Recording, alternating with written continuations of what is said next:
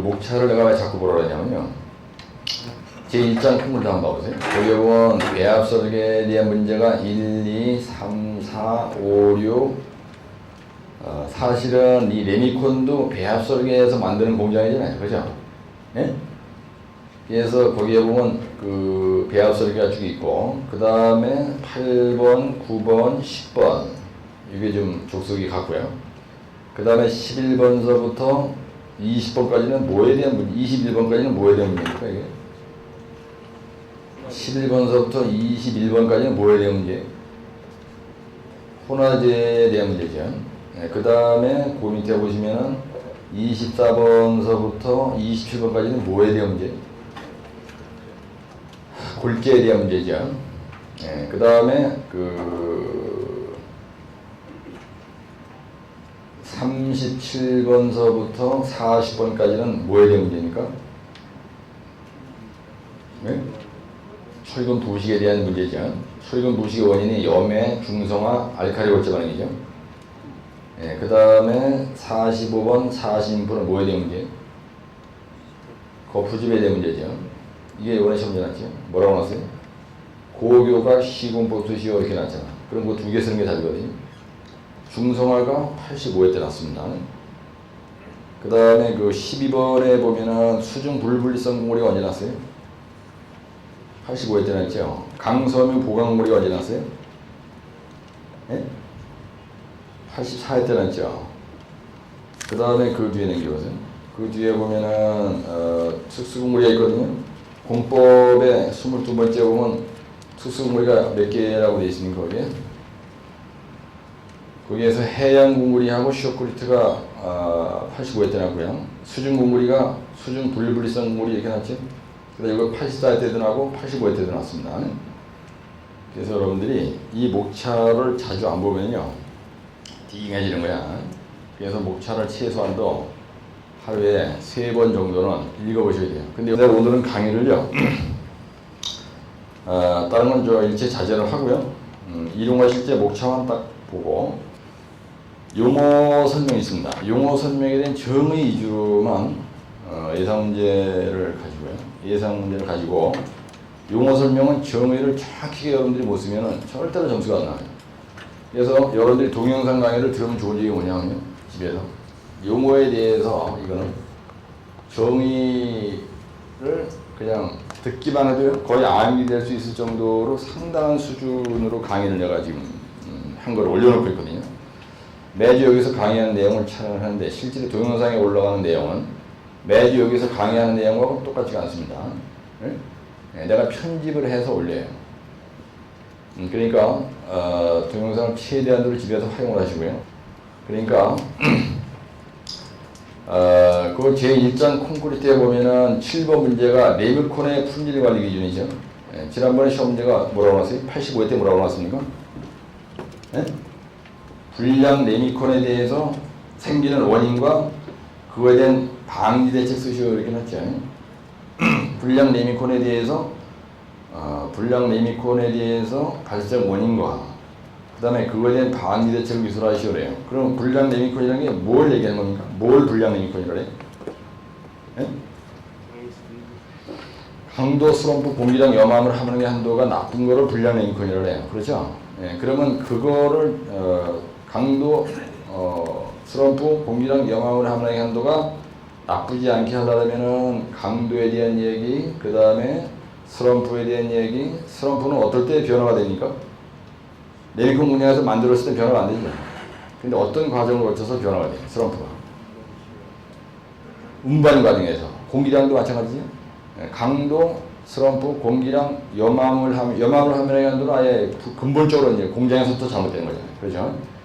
그래서 불량 레미콘에 대해서 시험 문제가 났으면은 불량 레미콘의 발생 원인이 뭐냐? 그럼 불량 레미콘의 정의를 알아야 될 거 아니야지. 네? 그래서 그건 강해스 공염이 불량한 거를 불량 레미콘이라고 한다. 그 다음에 불량 레미콘의 발생 원인은요. 강도 저하 원인, 슬럼프 저하 원인, 공기량의 저하 원인, 그죠? 그 다음에 염화물 함유량의 한도가 세지는 원인이 뭐냐면요. 해사를 쓰기 때문에 거죠. 그죠? 그러면 해사를 사용했을 때 발생하는 거예요. 그럼 원인의 강해스 공염에 대한 얘기를 그렇게 쓸 수 있을 거 아니에요? 그럼 원인을 알았으면 대책은 그거를 잘한다고 쓰면 되는 거잖아. 그죠? 그래서 이런 문제가 응용 문제로 불량 레미콘의 발생 원인과 대책을 써라. 그러면 대가리가 글로 팍 돌아가야 되는 거예요. 그렇게 해서 딱 두 쪽만 쓰면 되는데 이 레미콘의 품질관리 기준에 대해서 시험지가 잘 나니까 안 납니까 여러분들? 잘 나죠. 예, 잘 나는데 보면 물시멘티브와 강도의 관계가 있죠. 예? 불량 레미콘은 배합하는 과정에서 뭐가 많을 때 불량 레미콘이 세게 발생합니까? 물시멘티비가 클 때 불량 레미콘이 생기는 거죠. 예, 물시멘티비가 크면은 내우성 지수 떨어지죠. 예? 예, 물시멘티비가 염중활동항에 가장 영향을 많이 미치는 겁니다. 그 다음에 가수하는 거 있죠. 우리가 가수한다 이 얘기는 레미콘에다 가수하는 거야? 탓을 하고 나서 들어보는 거예요? 레미콘에다 가수하는 거죠. 그럼 불량 레미콘의 원인은 가수죠. 예? 예, 현장에 도착했을 때 제일 큰 불량 레미콘의 원인은 가수라고요. 물시멘트와 강도, 슬럼프와 운반 시간, 그 다음에 염분과 철분 무시 속도, 그 다음에 공기량과 내구성 지수 이런 거, 그러죠? 예, 이런 그림이 불량 레미콘에 대한 답을 쓸 때 그대로 써놓은 거예요. 근데 레미콘이 시험지가 잘 나죠. 예, 우리 시공 기술 이거 지우라고. 이 레미콘이 말이에요. 레미콘이 요게 레미라는 말이 붙었어. 근데 콘으로 끝나니까 이게 띵한 겁니다 이게. 레미콘은 다른 게 아니고요. 콘크리트예요. 예. 근데 콘크리트의 불량 원인과 대책 쓰시오.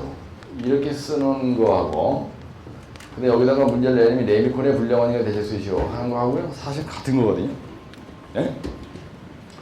우리가 그냥 콘크리트 불량 원인 그렇게 한다 하더라도 재료, 그 다음에 배합, 그 다음에 운반, 그 다음에 치기, 그 다음에 다지기, 마무리, 양생 이런 식으로 여러분들이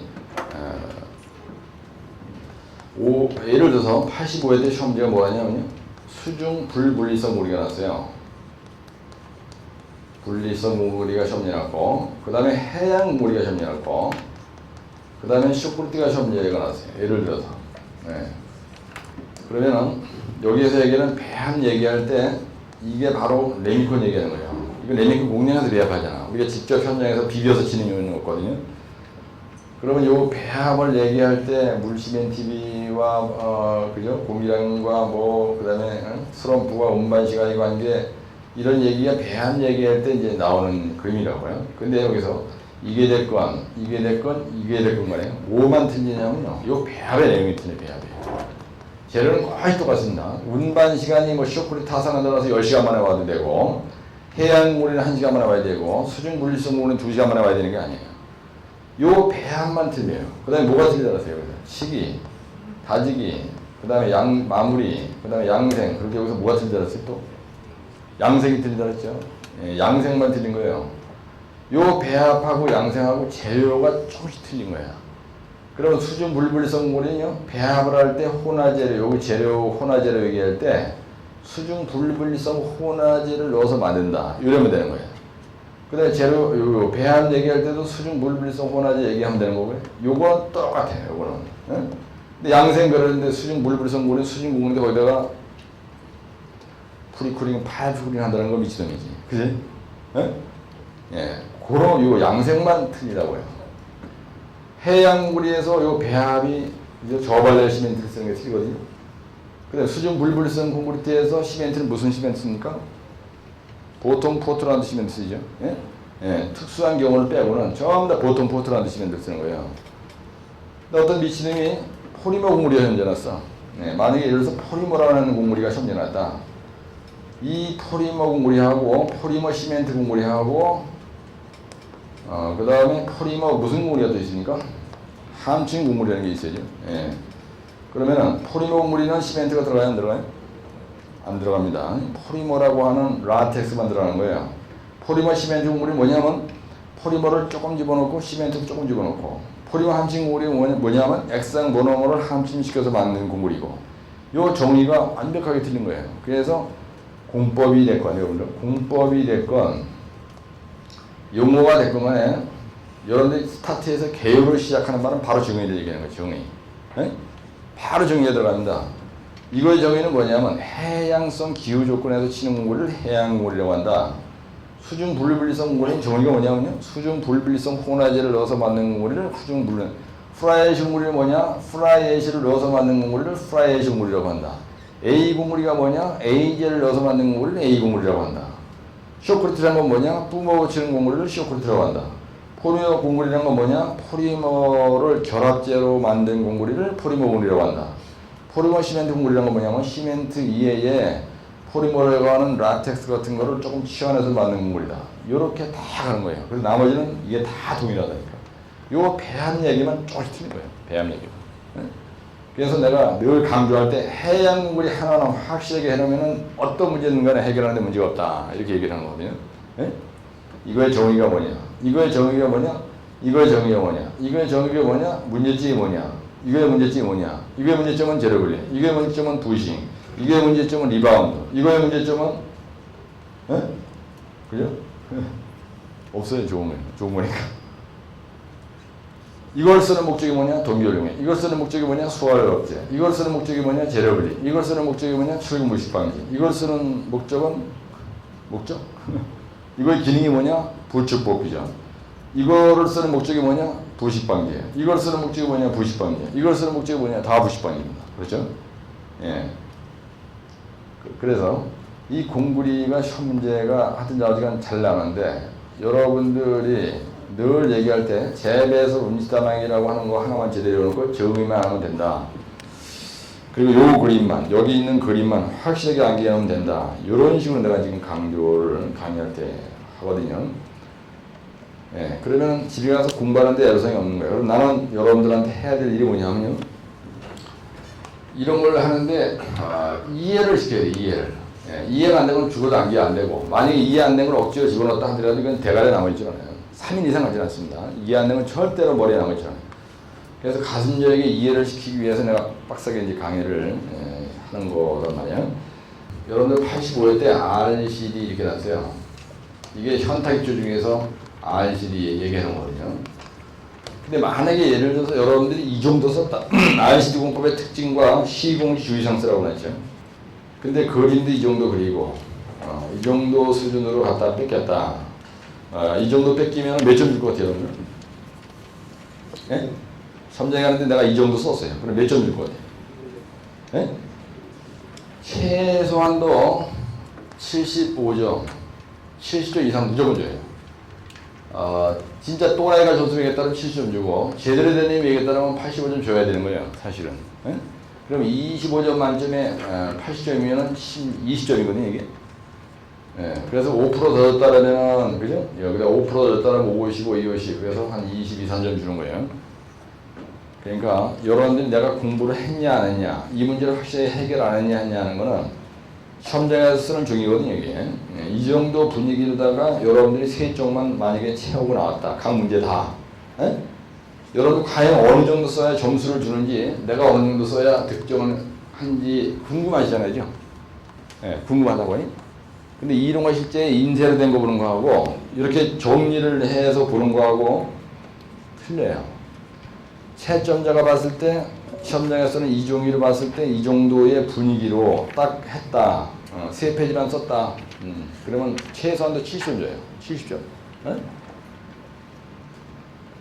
그러니까 내가 어떻게 공부를 해야 되고 내가 노트 정리를 어떻게 해야 되고 시험장에서 어느 정도 쓰면 점수가 나오냐 하는 기준은 딱 있는 거냐, 여기. 그죠? 네? 그럼 여러분 답답할 거 없잖아. 예, 집에 가서 빡세게 하면 되는 거야. 예, 그러니까 자신감을 가지고 내가 공부 시작한 지 2달밖에 안 됐다. 그래가지고 뭐 엄청나게 세게 나간다. 세게 나갈 거 없어. 강의 듣고 이해했어. 그럼 집에 가서 어떻게 해야 돼? 쓰기 연습을 해야 돼. 쓰기 연습을 해야 된다니까. 왜냐면 써서 결판내는 거야. 사지선단으로 4개 중에서 하나 고르시고 이런 문제가 아니고요. 써서 결판을 내게 되기 때문에 깔로 이렇게 보고 앉는 건 그건 공부한 게 아니야. 책상에 앉았다면 그대로 써야 돼.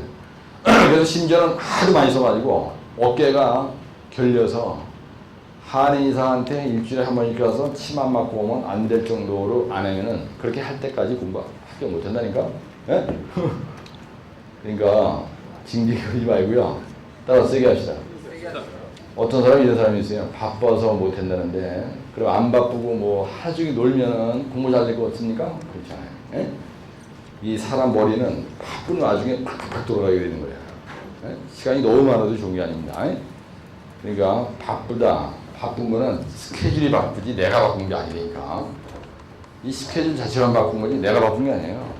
나는 그냥 스케줄만 따라가면 되는 거야. 토요일 날 강의 들어 12시 반까지 와야 되고, 일요일 날은 여기 뭐 8시 반까지 와야 되고, 월요일 날은 아침에 빨딱 일어나서 몇 시 출근해야 되고, 끝나고 땡 치면 집으로 빨리 와가지고 블루텐더랑 고단함탕 이거 열심히 하고, 그럼 되는 건데, 괜히 쓸데없는 걸 머리가 복잡해. 대가리가 복잡해. 네, 대가리가 아주 복잡해. 네. 귀신이 대가리 한 1000마리 붙어가지고요. 머리가 어수선해. 잡다한 게 너무 많이 들어가 있어요. 사실은 남자인 저나 여러분이 해야 될 일은요, 회사 나가서 일하는 거하고 기술사 공부하는 거하고요, 그 다음에 악착같이 오래 살아야 되니까 체력 관리 유지하는 거 이외에 할 일이 없어요. 이거만 하면은 돈은 자연히 벌려. 그 다음에 나머지는 자연히 굴러가게 돼 있는 거야. 그런데 뭐 친구 모임 전화하면 일일이 다 가. 돈도 안 되는데 일일이 쫓아다니는 진 다 빼고 실제로 회사 가서 졸고 앉았어. 자빠져 자는 거야. 졸고. 길사 공부도 못 하는 거야. 체력 관리 안 돼. 나가 술 전날에 처먹어가지고 공부가 되나 안 되지. 머리가 항상 쫄아 있는 거야. 우리가 할 일은요, 따라서 일, 안 따라 일, 길사 공부, 체력 관리. 그거밖에 없다니까. 네? 그거밖에 없어요. 그 이외에 딴 데다가 시간을 쏟는 일이 많다. 그건 또라이야, 그건. 내가 뭘 살아야 되는지 방향을 걸리는 거니까. 그러니까 방황한 달에 그런 인간을 뭐라 해야 되냐, 방황한 달에 방황. 이런 일을 절대 없도록. 이게 아주 단순한 건데요. 난 하루에 일과에, 내 일과의 70%는 어디다 시간을 소비하느냐면요, 이런 데다 시간을 소비해요. 머리가 어설하지 않도록 내 정리, 마음의 정리하는 데 시간을 걸리니까. 나머지 30%는 일에다 정력을 쏟아서, 그럼 그 파워가 30%로 넘어와서요, 100배로 아주 효율적인, 하이리 이펙티브한 쪽으로 셀프 매니지먼트가 된다고요. 퇴근하고 나서 절대로 딴 데 가지 마세요. 퇴근하고 나면 도서관이나 집으로 와. 그 다음에 2시간 자빠져 자. 그럼 체력이 살아나. 세상 운도.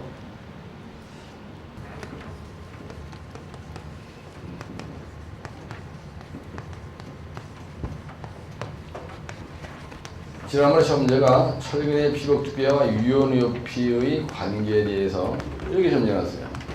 문제가 뭐 다 좋은데 뭐 철근의 피복 두께를 두는 이유가 뭐냐, 그렇죠? 네, 피복 두께의 정의가 뭐냐. 두 번째, 피복 두께를 유지하는 이유가 뭐냐. 그다음 세 번째, 피복 두께와 유효 높이의 관계를 쓰라았으면요, 이 말이 분명히 나와야 돼요. 이 말이 안 나오면 절대로 점수 안 줍니다. 왜? 문제를 내는 이렇게 물었거든요. 그래서 그 마지막에 보면은 유효 깊이가 20전 이상의 경우가 있어요. 유효 깊이가 있고, 깊이가 20전 이상인 경우가 있고, 이하인 경우가 있다고요. 그럴 때 허용 오차가 뭐에 되겠냐면 유효 깊이의 허용 오차가 있고요. 이건 시방서 규정이에요. 이거에 대한 허용 오차가 있고, 또 하나 뭐가 있습니까? 거기 보시면 마지막에 피복 두께의 허용 오차가 있어요. 예, 피복 두께에 대한 허용 오차가 있다고요. 그래서 이거를 외워야 돼요. 네, 이거를 외우셔야 되는데, 여기가 뭐라고 되냐면 플러스 마이너스 10전 1cm라고 되어 있고요. 미리를 외우면 헷갈리니까 이것도 20전이라고 했잖아요. 내가 200ml라고 되어 있는데, 그 다음에 요거는 플러스 마이너스 1.3cm고요. 그 다음에 요거는 플러스 마이너스 마이너스 1.3점이라고 되어 있죠. 그죠? 맞나요? 네, 마이너스야 플러스 마이너스 아니고. 그래서 여기는 마이너스 1cm고 마이너스 1.3cm 이렇게 되어 있어요. 요걸 꼭 외우시라고요. 요거를. 근데 이제 여러분들하고 가끔가다 대화를 하다 보면은 이걸 한 번 외워놓으면 자꾸 잊어버린다는 겁니다. 한 번 암기한 거는, 확실하게 암기한 거는 본인이 만약에 오늘 이걸 공부를 했어요. 네, 그러면은 오늘 한 장, 내일 한 장, 일주일 동안 7장에서 할 거 아니에요? 그렇죠? 예, 그러면은 본인이 매일 어떻게 되냐, 매일. 한 번 암기한 거가 요걸 갖다가 잃어버리지 않도록 이걸 암기한 걸 계속 유지하기 위해서 매일 본인이 한 번 확실하게 암기했던 문제는 2회 정도, 2회 이상 본인이 읽어봐야 돼요. 읽어보고 넘어가야 돼. 그래야 암기가 된 게 안 날아갈 거 아니야. 그치? 어떻게 한 번 암기하고 시험 보러 갈 때까지, 그죠? 그게 안 잊어버리겠냐고. 계속 관리를 해야지. 그럼 암기가 된 게 뭔지, 안 된 게 뭔지, 분명히 그죠? 단계적으로 표시를 하면서 본인이 관리를 해야 된다 이거야. 그러니까, 한 번 암기된 게 문제가 안 되도록. 그래서 피복 두께라는 건 뭐냐면 정의가, 그 그림 잘 돼 있죠? 예, 피복 두께 정의는 다른 거 필요 없어요. 이렇게 해놓고, 이렇게 돼 있는 거야. 이게 만약에 기둥이라고 생각해봐. 철근이 여기 있어. 그럼 여기서부터까지 피복 두께라는 거야. 피복 두께. 응? 이런 거 말 안 해도 돼. 그죠? 콘크리트 표면에서부터 철근의 최예단까지의 거리를 얘기해. 말로 표현한다라면. 그냥 이렇게 쓰고 말 안 해도 돼. 응? 이게 정의야. 이걸 뭐냐면 사안내부예요, 사안내부. 이게 면접에서 물어본다고, 이걸. 이야, 이거 뭘 찾은 거야? 산화방지. 이게 부식방지라는 거야. 응? 부식방지라는 거예요. 왜 피복두께를 유지하냐? 내화 구조물을 하기 위해서. 내화성 확보를 위해서. 그 다음에 두 번째는 부착 강도를 크게 하기 위해서 피복 두께를 유지하는 겁니다. 이렇게 피복이 없으면 이게 불이 타면 땜발 폭렬 현상이 생기잖아. 그러죠? 그 다음에 산화방지. 그리고 산화방지는 게 뭐냐? 염중알동항 침투방지예요. 염중알동항이 침투되는 걸 방지하기 위해서 이거 침투방지라고. 시험장에서 이렇게 쓰는 거예요. 그 다음에 내화성 확보라는 건 뭐냐면 여기다 폭렬 현상. 폭렬 현상 방지라고 쓴다든지. 더 잘난 척 하고 싶으면 익스플로시브, 스폴링 현상이라고 여기다 쓰는 거예요. 폭렬 현상. 스폴링 이런 걸 딱 써놔봐. 그럼 이런 걸로 인해서 답안지가 아주 폼나지거든요.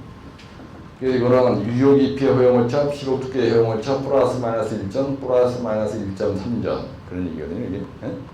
그래서 출제자가 이렇게 물었다. 그러면 확실하게 이렇게 얘기를 해줘야 되는 거예요. 유효 깊이와 피복 두께의 관계라는 건 이걸 쓰라는 거거든요. 이걸. 근데 만약에 이거 안 썼다. 그럼 절대로 이거는 10점 만점에 3점도 안 줍니다. 출제자가 물은 말을 해야 돼. 물은 말을. 근데 도대체가 이걸 안 외웠어. 그러더라도 이 대적은 띄워야 돼요. 그래가지고 여기다 물었어요. 뭐 피복, 여기다 한자래. 피복 두께와 유효 높이는 확실한 관계가 있다. 뭔지 모르지만. 어차피 떨어질 거니까. 그러더라도 이 대적을 띄워야 되고, 그런 말을 써야 되는데, 그죠? 피복 두께. 그래서 요런 키가 되는 거 옛날에 물어봤을 때 딱딱 찍는 거야. 피복 두께 아무 소리 안 하고 우리 철근의 덮개라고 하거든요. 이랬을 때는 꽂이는 데서 그런데 이게 한정돼서 딱 찍었을 경우에 요런 문제가 있어요. 그죠? 호환의 기능이 뭐냐? 호환의 기능과 그래서 기능, 쇼크리트의 기능과 스틸리브의 기능과 콘크리트 라이닝의 기능과 기능 딱딱 찍은 거에 대한 거를 기사이급 문제 외우듯이 외워놔야 되는 거예요. 확실하게 하죠. 그걸 놓치면은 점수를 주지 않는다는 겁니다. 호환의 기능을 쓰라는데 사실 한 줄짜리거든요. 한 줄인데 세월 방지 요거만 쓰면 되는데 그거를 안 써가지고 점수가 반토가리가 되는 거야. 왜? 출제자가 두 가지를 물어보는데 하나밖에 얘기 안 했단 말이야. 그럼 점수 안 주지. 이거 쉬운 겁니다. 오히려 딱딱 찍어서 묻는 게 오히려 여러분들한테는 점수 따기가 더 유리한 거예요. 아는 사람 입장에서 봤을 때는. 그러니까 그걸 염두에 두시고 이런 유의물을 나눠드렸어요. 그럼 집에 가서 확실하게 유효 깊이와 피복 두께의 관계 요걸 아주 그냥 제대로 외우고 요 그림도 있으니까 요런 그림을 내가 탁 봐가지고 정리를 잘 하시면 되는 거예요. 그 다음에 철근의 종류에 대해서 여기 이제 여러 가지가 있는데요. 그 그림에 보시면은 주철근, 정철근, 부철근, 배력철근, 축방연철근, 전당보강근, 사인장철근, 비틀림철근, 스트럽, 구핀철근, 여기 쫙 뒤철근, 나선철근, 조림용철근, 가외철근 이렇게 돼 있죠. 가외철근이 뭐냐? 띠철근이 뭐냐? 그래 나선철근이 뭐냐? 근데 거기에 보면 그림에 구핀철근이라는 게 있죠. 그림에 그 다음에 스트럽이라는 게 있죠. 그 다음에 주철근이 하부 주철근 플러스 모멘트를 받는 주철근이 있고 마이너스 모멘트를 받는 주철근이 있고 그래서 그걸 갖다 상부 주철근이다 이런 말이 있어요. 그렇죠? 네, 그래서 이런 문제가 났을 때 여러분들이 시험장에서 내가 여기다 만약에 간단하게 내라봐요. 철근인데 종류가 있는 거예요. 그래서 주철근이 뭐냐? 그래 전단철근이 뭐냐? 사실 요거 두 개만 알면 되는데 이거는 정철근이 있고요. 이건 부철근이 있어요. 그 다음에 이거는 스트럽이 있고요. 그 다음에 절골철근이 있습니다. 절골. 그래서 봐야죠. 이렇게 부가 있어요. 근데 여기에 이렇게 이제 받침하는 게 있다고 생각해 보시라고요. 그러면 여기에서 전단력이 세. 그래서 여기에서부터 유효 깊이 D 되는 위치까지입니다. 이렇게 있으면요. 간단하게 그러면 이제 부가 이렇게 있으면 유효 높이라는 거는 철근의 중심에서부터 여기까지 가는 거예요. 그러니까 압축축에서 인장 철근의 센터까지의 거리를 우리가 유효 깊이라고 해요. 유효 깊이다 이렇게 얘기를 합니다. 유효 깊이라고 얘기를 하는데 요 유효 깊이가 2전이다. 여기서 2전 되는 위치에서 전단력이 최고로 세거든요. 그래서 이 자리에다가 우리가 뭘 두냐면요. 벤트와 바라는 걸 둬. 이렇게 이게 구글에서 올렸죠. 예, 이걸 갖다 우리가 뭐라 하냐면 절곡철근이라고 해요. 요거를.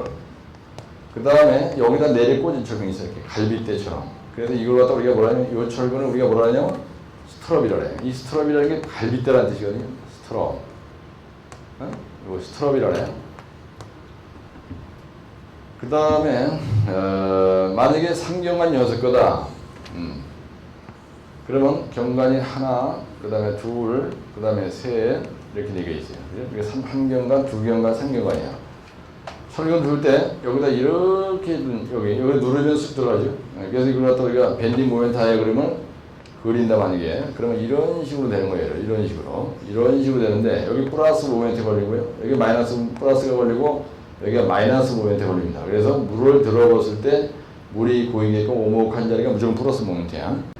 그래서 이걸 갖다 뭐라 하냐면 정철근이라고 해요. 네? 정철근은 뭐냐면 플러스 모멘트를 받는 철근을 얘기하는 거예요. 플러스 모멘트를 받는 철근. 그 다음에 여기를 누르면은 여기가 이렇게 꺾이죠. 예, 여기가 이게 받침대가 여기 딱 슈가 있으니까 이 자리가 이렇게 꺾이는 거예요. 그래서 이 자리, 요거를 우리가 뭐냐면 부철근이라고 해요. 네? 네, 그래서 이거는 마이너스 모멘트를 받는 철근이에요. 이게 마이너스 모멘트잖아. 요게 마이너스 모멘트예요. 그 다음에 요게 플러스 모멘트라고 해요. 이걸 갖다 플러스 모멘트라고 한다. 그래서 여기에도 마찬가지로 이렇게 되고요. 여기도 이렇게 되는 거예요. 요게 다 부철근이야. 요게 다 정철근이라고 이렇게. 네? 근데 만약에 시험장에 가는데 어떤 똘마니가 지난번에 이렇게 났습니다. 한 번은 정철근과 부철근 이렇게 나오고 한 번은 스트럽과 절골철근 이렇게 나오고 한 번은 주철근과 전단철근 이렇게 문제된 거예요. 그러면은 여러분들이 요거를 우리가 뭐라 하냐면 이 그림을 전단철근이라고 해요. 전단력에 대항하는 철근을 전단철근이라고 하고 요거 두 가지를 주철근이라고 하는 거예요. 그렇죠? 네? 그러면은 막말로 이런 문제가 났을 때는 내가 지금 설명한 주철근과 전단철근 그러면 1번에다가 종류는 이런 게 있다라고 써주고 그 다음에 두 번째 가서 전단철근에 대한 설명을 이렇게 얘기해주고 세 번째 가서 주철근에 대한 설명을 이렇게 해주고 근데 이 그림을 이렇게 두 개 그리다 보면 이 그림이 한 페이지가 돼요. 네? 글씨를 쓸 일이 없는 거예요. 이렇게 쉽게 근데 유인물을 왜 나와주냐 유인물을 보면 이제 여러분들이 그림을 더 잘 그릴 수도 있고 헷갈리지 않잖아요. 뭐를 많이 써야 되는지 알면 안 되는 거예요. 1교시를 10개를 써야 하기 때문에 가는 길이 바쁘다고 숙제자가 물은 말만 정확히 하면은 네? 1페이지 채우는 일도 아니에요. 그럼 1페이지를 어떻게 채우냐? 그림을 크게 그려서 채우라는 얘기야. 그림을. 그래서 나는 이런 그림은 안 그리고 여기 있는 이 그림 끝내주니까 내가 이 그림 연습해서 결판 내겠다. 그러면 되는 거야. 그렇잖아요. 네? 그런데 반드시 써줘야 될 거는 이런 거 얘기를 할 때 이거가 뭔지 플러스 모멘트를 받더라. 플러스 모멘트를 받는 철근 마이너스 모멘트를 받는 철근 요거는 그죠? 전단 보강 철근. 이것도 뭐예요? 이것도 전단 보강 철근이에요. 전단력에 대항하는 철근을 전단 보강 철근이라고.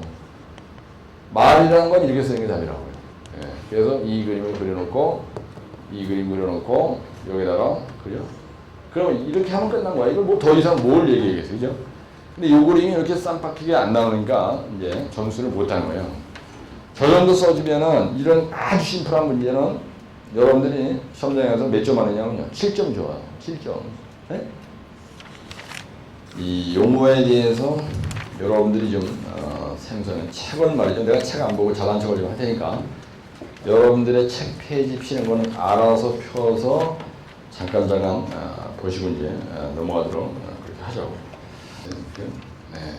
랭크이 낮다고 생각해요. 어떤 형태로 나든 간에 낮다고 생각하면 여러분들이 지금 내가 여기다 이렇게 쭉 엄청 일교지오 문제 5번 건데 한 페이지에다가 하나만 쓰고 다른 거 쓰지 말고요. 여러분들 생각나는 대로 내가 지금 여기도 막 중얼대잖아. 그러면 하여튼 자기가 키워드 중심으로 한번 써놓으세요. 불량 레미콘의 정의가 뭐냐면 강해스 공염이 나쁘는 걸 얘기하는 거야. 그래서 강도, 슬럼프, 공기량, 그 다음에 염화물 함유량의 한도 이렇게 얘기를 해야 된다. 그러면 강도가 줘야 되는 원인은 뭐냐면요. 물시멘 TV와 강도의 관계가 있어요. 그렇죠? 근데 슬럼프 공기량은 운반 시간이 지남에 따라서 슬럼프와 공기량이 저하가 되는 겁니다. 이렇게. 그렇죠? 예, 그리고 요거 두 개 그림이 나오겠죠? 염분의 함유량은 0.3kg per 이하여야 되고요. 이거에 대한 대책을 쓴다면 염분은 뭐 때문에 생기느냐? 해사 때문에 쓰는 거지, 해사. 그렇죠? 노트에다가 시원시원하게 쓰시라고 막 빡빡하게 쓰지 말고. 그 다음에 이 슬럼프라는 거는 여러분들이 요 강도, 슬럼프, 공기량, 염화물의 함유량 한도라는 그 규정이 있어요. 요 규정에 맞지 않는 걸 불량 레미콘이라는 거예요. 이거에 대한 방지 대책 쓰시오. 그러면 강도에 대한 증진 대책, 슬럼프에 대한 증진 대책, 공기량에 대한 증진 대책, 그림. 요거는 해사를 쓸 때 어떻게 씁니까? 스크리닝해서 쓰죠. 어? 스크리닝 할 때 주수해서 쓴단 말이죠. 그럼 아예 해사를 안 쓰는 방법이 있고, 그렇죠? 예. 그래서 그런 식으로 요걸 이끌어 나가야 되는 거예요. 그 다음에 건조수칙이라는 건 뭐냐면 건습에 뭐예요? 여러분 용어에 나오는 반드시 정의를 써줘야 돼요.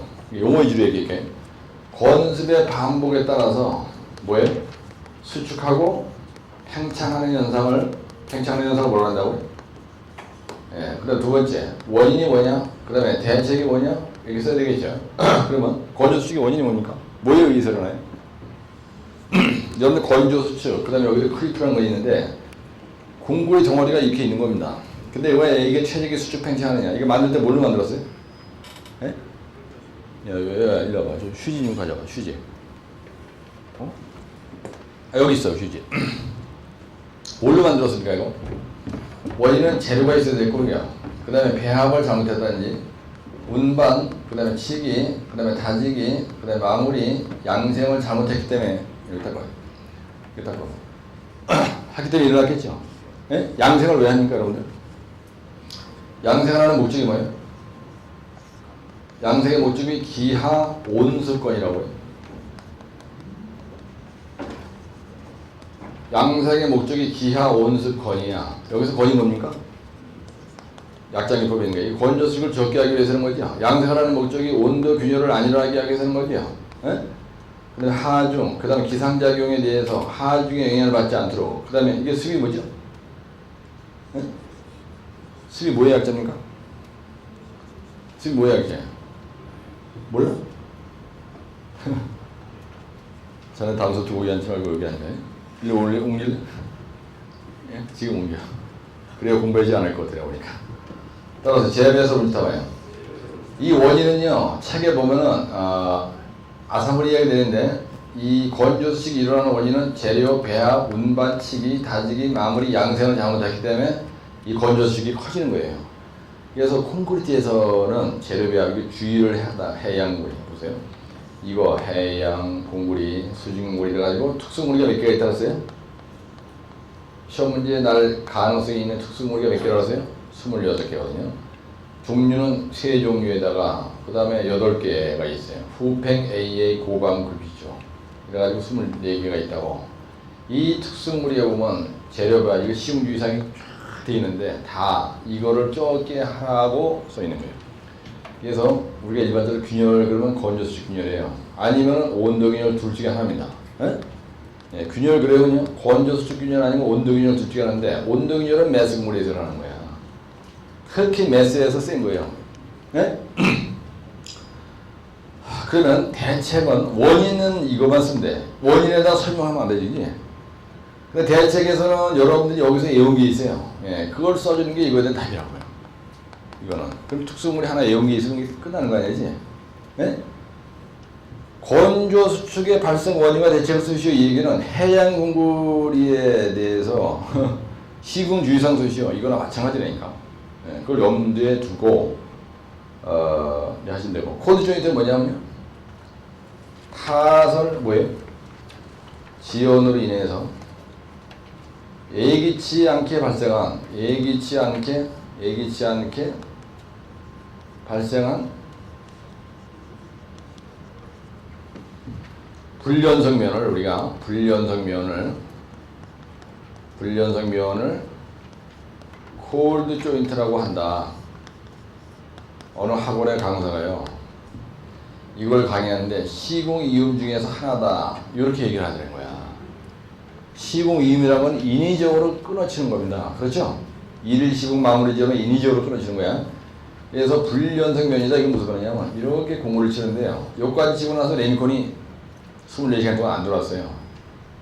옛날 노태우 때 콜드 조인트, 하여튼 콜드 조인트를 제일 많이 만든 놈이 노태우예요. 그 새끼가 아이 참나 무식한 놈 많아가지고 대통령한테 토벌쟁이 해야 돼. 그래서 내가 8단 시스법령에 공부를 치는데 여기까지 치고 나서 아침에 2차 받았는데요. 18,000원 쳐야 돼. 1년 반 동안 내가 그걸 치다가 집에 못 갔어요. 진짜. 그래서 나한테 콜드 조인트를 하는 내가 이거 가려는 거예요. 이거 치고 나서 9시간 만에 오는 거야. 예. 그래서 이걸 어떻게 했냐면은 콜드 조인트의 원인은 뭐냐면요. 이건 나쁜 거니까 원인이 있고 대책이 있을 거 아니에요. 예. 원인은 뭐냐면요. 타설 지연. 여기 있었죠. 타설 지연이라고. 그지? 예. 타설 지연이라고 생긴 거예요. 타설 지연은 왜 생기느냐. 레미콘의 운반 시간이 안 맞는 거예요. 운반 시간 지연이에요. 사실은. 타설 지연이고 레미콘의 운반 지연이에요. 요거. 근데 펌프가 고장이 났든지 중간에 치다가 고장이 났어. 대책은 뭐냐? 그죠? 레미콘의 운반 시간 잘 지킨다 쓰는 게 답이라니까 이게. 예, 레미콘의 운반 시간 잘 지킨다 이게 답이에요 여기서는. 그런데 여기다 대고 이렇게 생겼어. 그러면 이걸 어떻게 하냐면 치핑을 해야 돼요. 이걸 치핑을 하고 그걸 막 긁어내. 그 다음에 그냥 물청소로 그냥 에어 컴프레서 덱을 샥 불어버려요. 그러고 나서 물청소 한번 시작하고 그 다음에 거기다가 고팽창 지지판 하나 대는 겁니다. 왜? 이게 불연성면이라는 건 뭐냐면요. 이렇게 갈라진 틈새가 생겼다 이런 얘기야. 그럼 이게 물길이 돼. 이게 물길이 된다고. 이게 이제 불연성면이 생기는 거예요. 그래 여기로 물이 들어가. 그럼 철근에 물이 젖어. 그럼 부식이 되는 거예요. 그래서 이게 이게 누수의 원인이 된다니까. 누수가 되니까 부식이 되는 거예요. 그래가지고 방지하기 위해서 고팽창 지수판을 설치하는 겁니다. 여기다. 옷으로 딱 박어. 길이 방향하고. 그래서 고팽창 지수판을 한 4롤인가 5을 썼어요. 내가 그 연장이 있으면서. 그래서 소장님은 또 내가 그때 공사과장 할 텐데 이 고팽창 지수판이 설계에 들어가지 않았는데 쓴다고 또 지랄지랄한 거야. 그래서 에이 씨팔 좀 먹어라. 그래서 내가 일부러 한 번은 이걸 안 했어. 공부를 치고 나는데 이 안 된 자리가 누수가 돼가지고 물이 엄청나게 들어오는 거야. 그냥 8단 치수 본부장이 왜 그러냐면요. 이게 지하 15m에 들어가 있거든요. 그게 8단 댐의 평상시에 수위가 5m예요. 8단댐 옆에 있는 치수 본부장이니까 지하 수위가 항상 똑같이 댐의 수위하고 똑같은 거야. 그러니 여기 수압이 15m니까 얼마나 걸리겠어요. 그냥 일로 물이 들어가지고 오줌 싸듯이 쫙 내보고 있는 거야. 일부러 연맹인 거야 그냥. 그랬더니 이것도 보수할 방법을 강구를 해. 보수 강구는 소장님이 하시오. 나는 안 하니까. 난 그런 거 하는 놈이 아니야. 이 고팽창 지수판 몇 푼 된다고 말이야. 그 설계서에 안 있다고 그거 하지 말라고 나한테 소장님이 지랄지랄 했잖아. 그러니까 소장님이 알아서 해서 야이 씨발놈아 그래도 네가 해야지 나 뭐하라 그러냐고. 개소리는 또 이야기하는데 알아서 하시고 탁 내고 나왔어. 그런데 현장 따라와가지고 야이 개새끼 오라고. 근데요, 이게 수압이 많이 걸리잖아? 이거 에포시 갖다 300만원 들였어요. 이거 안 돼. 여러분들. 하여튼 자가지가 누수의 문제가 되는 데는 무조건 고편성 지수만 되니까. 고편성 지수만 되면 절대로 불안합니다. 그러니까 이런 과감하게 해야 되는 건 발주처에서 돈 안 이거 갖다가 써봐야 이게 몇 푼 됩니까 이거. 이 한놀이 이면에 그것도 일제로 써지 국산품 갖다 써보면 다 세요. 소장은 과감해야 돼. 고편성 지수만 100만원 쓰고 딴 데 가서 약액기 확 쑤셔넣어서 사진 갖다 찍어가지고 제출해가지고 한 2억 5천 발라먹으면 되는 거지. 멍청한 놈이 이거 쓴다고 지랄지랄 연맥했더니 야이 씨발라만 내가 그런다고 안 하는 데냐 막 또 뭐라 그러더라. 소장님 막 연맥이라고 일부러 그런 거니까 다음 소설 내가 하는 거지. 잔소리하지 마 내가. 그래서 이 고편성 지수만 딱 대고 근데 대는데 어디 되느냐. 이 철근이 이렇게 있잖아요. 그러면 철근 안에 되는 건 의미가 없어요. 철근 밖에다 딱 대야 되는 거예요. 철근이 이렇게 다대 철근이 이게 있으면 여기다가 고편성 지수만 딱 대는 거예요. 그냥 못을 딱 박아. 길방향으로 쫙 깔아. 여기 지하수가 이렇게 있으니까. 여기다 대면 또 미친놈이야. 근데 여기 하나도 매매야 돼. 여기는 뭐 대봐 여기 물이 있나? 물이 이렇게 들어가는 거야. 물 들어온 그쪽에만 딱 한 줄 박으면 물 한 발도 안 새거든. 그래서 요 코드 조인트의 정의가 뭐냐면 알면요 여러분들. 따라서 타설 지연으로 예기치 않게 발생한 불연속면이라는 걸 갖다 우리가 조인트라 해요. 이걸 디스컨티뉴이티라 하잖아. 우리가 늘 얘기하죠. 디스컨티뉴이티. 컨티뉴이티라 이걸요. 요거는 말이 이걸 갖다 영어로 또 조인트라 해요. 갈라진 틈새라 해요. 근데 크리프라는 건 정의가 뭐냐면요. 크리프의 정의는 뭐예요? 크리프의 정의는 뭡니까? 크리프는 응력은 어떻게 해요? 응력은 일정한데 변형이 어떻게 돼요? 변형이 이렇게 쓰고 계속되는 현상. 계속되는 현상. 변형이 계속된다. 변형. 여러분들 여기서 얘기하는 변형이 뭘 얘기하는 겁니까? 균열 얘기하는 거거든요. 콩고스에 변형이 생겼다. 그럼 조지는 거야. 그래서 이 변형이 생겼다는 균열이 난다는 거예요. 그래서 응력을 일정한데 변형이 있을 때 특히 고강도에서 이 현상이 상당히 심합니다. 그래서 고강도에서는요 반드시 크리프 해석을 하게 돼 있어요. CEB FIP 모델 이래가지고 여러분 책에 보면요 CEB 뭐 FIP 모델 해석 이런 게 있습니다. 이건 구조하는 애들은 나도 잘 몰라 뭔지 모르지만 하여튼 변형 해석하는 거예요. 그럼 이게 나쁜 거죠. 변형이 계속되는 거니까 좋은 게 아닙니다. 하여튼 좋은 거는 시험 문제가 안 나요. 전부 다 나쁜 거야. 코드 조인트도 나쁜 거고. 그죠? 그럼 이것도 뭔가 원인이 있을 거고요. 이거에 대한 대책이 있겠죠. 원인이 뭐겠어요? 이거 물 책에 있는 데라면 저, 재, 온, 습 이렇게 돼 있다고요. 물시멘티비 저강도 온물이에서 물시멘티비가 클수록 저강도일수록 그죠? 물시멘트가 크면요 크리프가 크고요. 저강도면 크리프가 크고요. 재령이 짧아. 재령이 이렇게 그죠? 짧을 때 초기에 크게 일어나요. 온도가 높으면 어떻게 돼요? 온도가 높으면 변형이 많이 생겨 죽게 생겨요. 내 얼굴이 상당히 시쭉을 한 얼굴입니다 지금. 왜 그러냐면요. 사우디 가서 12년을 했어. 그러니까 영하 80도, 영상 80도에서 12년을 고생을 했기 때문에 이 대가리가 쩔어 있다고. 온도가 높으면 조지는 거예요. 모든 물체는 온도가 높으면 죽어. 그래서 크리프가 큰 거예요. 근데 습도가 높아요. 그럼 크리프가 작습니다. 그래서 물저 재온습의 영향을 받는 거예요. 이게 물저 재온습. 그 강도가 좋아야 돼. 시간이 지나면 모든 게 해결돼. 변형이 그죠? 초기에 크다가 나중에 작아지는 거예요. 온도 영향을 받는 거예요. 습도 영향을 받아. 그죠? 그럼 대책은 물시멘트를 작게 한다가 대책이고요. 저강도를 고강도로 한다는 대책이고, 재령이 지나면 작아진다고 쓰면 되고, 요거는 온도를, 그죠? 관리를 해야 돼. 그럼 이걸 크리프 적게 하려면 온도 관리하기 위해서 무슨 양생합니까? 증기양생 많이 하죠. 고강도에서 증기양생하죠. 그 다음에 습기를 유지해야 되니까 수빈양생하면 된다. 수빈양생. 이게 답이에요. 원인이 물저지연습이야. 대책은 요거를 잘한다고 쓰는 게 답이에요. 요거는 증기양생. 또는 매스물에서는 이걸 관리하기 위해서 프리쿨링, 파이프 쿨링 하는 게 답이죠. 그죠? 예, 프리쿨링이나 파이프 쿨링을 하는 게 답이라고. 이게. 그 다음에 양생공법의 종류가 뭐가 있습니까?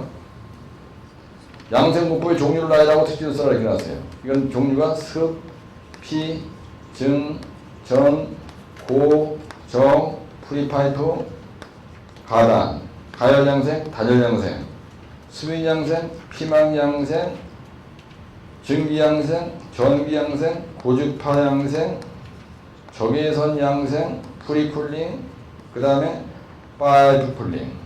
예, 오늘 충정리한다. 내일 시험 보러 간다고 생각하시고요. 예? 가열양생, 그 다음에 단열양생 이렇게 되는 거예요. 그죠? 수빈양생은 스프링클러 설치해서 물 뿌리는 거고, 피망양생은 피망양생제 뿌린다고 하는 거예요. 답이고, 전기양생은 오토크랩 양생, 전기양생은 전기 열을 쏘인다고 하는 게 답이고, 고주파 양생은 고주파 열을 쏘인다는 게 답이고, 적외선 열을 쏘인다는 게 답이고, 프리쿨링, 파이프 쿨링은 어차피 메스물에서 애운 거 갖다가 그림 두 개만 그린다는 거고, 가열 양생은 가열해서, 그죠? 가열해서 어떻게 해요? 동상을 방지한다고 쓰는 게 답이고, 단열 양생은 단열자를 써가지고 동상을 방지한다고 쓰는 게 답이에요. 그래서 이거는 한중에서 양생이에요.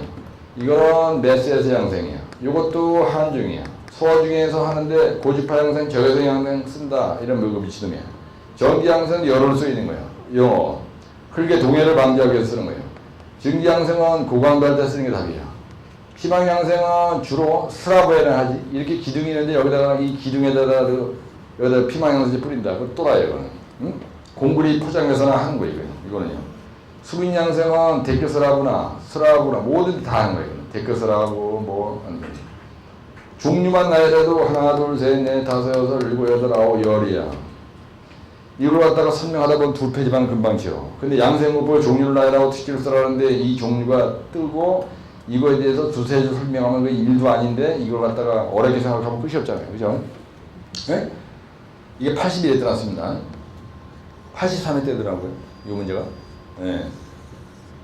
근데 이 중에서 촉진양생 이게 한 번 난 적이 있어. 어떤 똘마니가 1교시 용어에 촉진양생 이랬다고. 그러니까 이게 놀라 자빠지는 거야. 아, 이게 촉진양생이 뭘 쓰는 건가 하고 깜짝 놀라서 뒤에 한 두 번 자빠지면 그것이 주어지는 거야. 촉진양생 뭘 쓰는 게 답이에요? 예, 증기양생 쓰는 게 답이에요. 근데 이게 뭐를 촉진한다는 거예요? 종이를 써야 되잖아. 수화 반응을 촉진하기 위한 양생을 촉진양생이라고 한다. 그렇죠? 수화 반응을 촉진하는 거예요. 수화열을 빨리 일어나게 촉진하는 거예요. accelerate라 해요. 촉진을. 네? 근데 이 촉진 양성을 한중에서 해, 서중에서 해? 한중에서 하는 거잖아요. 그렇지? 예? 이건 한중 공부리에서 하는 거야. 촉진 양성을 서중 공부리에서 촉진 양성한다. 그럼 또라이지. 예? 예. 영하 4도시 이하, 영하 4도시 이하에서 할 때 하는 얘기예요. 이거는요. 촉진 양성은. 그 다음에 어떤 똘마니가 포나젤의 종류와 특징을 쓰라 알았어. 이거는 후, 팽, 그 다음에 A, 고, 방, 그, 지, 축이야. 프라이시가 있고요. 그러니까 수, 건, 동, 단, 유, 투, 그 다음에 수 이렇게 되는 거예요. 이건 기능이에요. 이건 종류예요. 그죠? 이거를 쓰는 이유가 뭐냐? 여기 있는 호란들 다 쓰는 이유는 뭐냐? 강부건네, 균차수, 분부토를 좋게 하기 위해서 하는 거예요. 예. 이건 암기법 남반이 있죠? 네? 암기법 남반에도 있고, 여러분들이 지금 가지고 있는 이론과 실제 교재에 보시면은 이 내용이 그렇죠? 36쪽에 있는 겁니다. 페이지 36쪽에 있는 거예요. 프라이에시, 그 다음에 팽창제, 그 다음에 A제, 그 다음에 A 감수제, 그 다음에 고성능 감수제, 이거는 방청제, 요건 극결제, 요건 지연제, 요거는 촉진제예요. 뭐를 촉진한다는 거냐? 뭘 촉진해? 수화 반응을 촉진한다는 거예요. 지연은 수화 반응을 지연시킨다는 거예요. 극결제는 급속 음결을 목적으로 쓰는 거예요. 방청이라는 거는 부식을 방지하기 위해서 쓰는 거예요.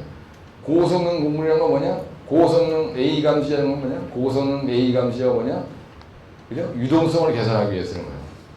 A 감수제는 뭐냐? A제를 쓰긴 쓰는데 감수 목적으로 쓰는 거야. A제는 뭐냐? 동기열 중에 반복. 동기열 중에, 그죠? 동기열을 방지하기 위해서. 팽창제는 왜 쓰느냐? 건조 수축을 방지하기 위해서 쓰는 거야. 프라이빗을 왜 쓰느냐? 수축적 방지야. 건조 수축을 적게 하기 위해서 쓰는 거야. 프라이빗을 쓰는 목적이 뭐냐? 건조 수축을 적게 하기 위해서 쓰는 거야. 프라이빗에 대해서 어떤 의미 났어요? 그럼 기능, 건조 수축 방지. 그 다음에 특징, 강부원 내 균차성부터. 그죠? 이거 혼화제로니까. 그 다음에 이거는 감불이 아붕, 감불이 아붕, 길상화예요. 길상화. 그래서 이것도 혼화제로니까 감수율, 브리딩률, 압축 강도의 비, 응결 시간의 차, 길이의 비, 상대 동통성 계수. 이거를 성능시험, 그러니까 프라이빗이 사용되는 성능시험 방법, 감불이 아붕 길상화, 프라이빗의 특징, 강부원 내 균차성부터, 프라이빗의 기능, 건조 수축 방지. 그러면 한 페이지 금방 돼. 네? 그렇게 쓰면 100개 맞는 거야.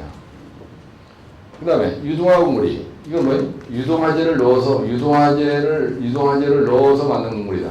A 곡물이 A제를 넣어서 만든 곡물이다. 프라이빗 곡물이 프라이빗을 넣어서 만든 곡물이다. 팽창 곡물이 팽창제를 넣어서 만든 곡물이다. 수중 불분리성 곡물이 수중 불분리성 혼화제를 넣어서 만든 거다. 그럼 이거 정의. 두 번째, 재료, 배합, 운반, 시기, 다지기, 마무리, 양생 이래가지고 쭉 쓰면 이거에 대한 답이에요. 그렇죠? 그 다음에 만약에 어떤 의미? 이렇게 되면 특징, 요거에 대한 특징, 요거에 대한 특징, 요거에 대한 특징, 요거에 대한 특징이 뭐냐? 요렇게 낼 수가 있어요. 씨발, 유동화물의 특징이 어디 있어? 아, 씨발, 제배설이지. 이게 특징이 뭐예요? 유동화물의 특징이 뭐예요? 유동성이 개선이 되는 거예요. 그러니까 강부원래가 좋아지는 거예요. A제를 왜 써요? A제의 특징이 뭐냐? 동결 방지야. 그죠? 프라이빗의 특징이 뭐냐? 건조 수축 방지야. 팽창물의 특징이 뭐냐? 건조 수축 방지. 제로분리 수중 분리성물의 특징이 뭐냐? 뭐예요? 수중 제로분리 방지. 제로분리 방지의 특징이야. 네? 특징을 쓰고 시군 유성 쓰시오. 이게 답이야. 그렇죠? 근데 강섬유 보강물이가 정의가 뭐냐? 강섬유를 넣어서 만든 물이다. 강섬유를 넣어서 만든 물이다. 이거의 특징이 뭐냐? 한마디로 인성이 큰 거다. 그죠? 인성이 큰 거예요. 중량물의 정의가 뭐냐? 자철광, 갈철광, 중정석을 만들어서 한 거를 정의. 두 번째, 이거에 대한 특징. 이것도 정의. 그 다음에 이거에 대한 특징. 그 다음에 시공주의상. 요즘에는 애들이 말해요. 이 공부에 대해서 시험이 하더라도 특징을 쓰고, 기능을 쓰고, 정의를 쓰고, 시공주의상 쓰시오. 꼭 내더라고. 네? 그 다음에 경량보물의 특징이 뭐냐? 정의가 뭐냐, 정의. 그 다음에 이거에 대한 특징이 뭐냐? 그 다음에 이거에 대한 시공주의상이 뭐냐? 이건 뭐냐? 팽퍼, 팽F, 서팽말이야. 그래서 요 경량골재 공물이는 몇 페이지에 있느냐면요. 이론과 실제로 보면 37쪽에 있는 거예요. 페이지 37쪽에 있는 거예요. 이건 다. 그게 쭉 페이지 37쪽에 있는 거예요. 요까지가 다예요. 이만 지금. 그죠?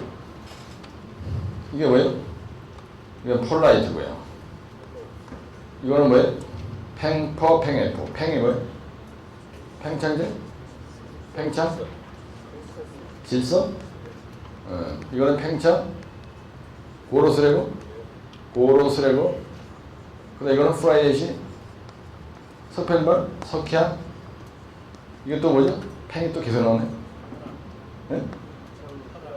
팽창혈암, 팽창혈암, 석팽발, 발포 포리스틸렌, 서치로프, 발포 포리스틸렌이죠. 그죠? 예. EPS, 이거예요. 그러니까, 요런 가벼운 재료를 넣어서 만든 곡물을 경량 곡물이라고 한다. 특징이 뭐냐? 특징이 뭐예요? 강부건의 균차성분가 크다. 그럴 때 미친놈이야. 이건 뭐예요? 이건 경량화. 구조물이 가볍다. 구조물의 경량화가 특징이에요. 그 다음에 중량물의 특징은 뭐예요? 중량물의 특징은 뭐예요? 구조물이 무겁다가 답이에요. 구조물을 무겁게 하기 위해서 구조물을 중량화할 수 있다. 중량화가 가능하다. 이게 특징이에요. 이거예요. 시공주의사가 뭐냐? 재배설 운치다방이에요. 재배설 운치다방이에요. 이거네요. 그래서 재료 얘기할 때 WC, SG, 혼재 얘기할 때 여기에서 얘기하는 요거를 팽퍼팽의표를 또 한번 써주는 거예요. 여기에서 재배설 운치다방 얘기할 때 재료 배합 이거 얘기할 때 요거 골재 얘기할 때 이 얘기를 다시 한번 해주면 돼요. 그렇죠? A제 요거 A제 따로 많이 딱 물었다.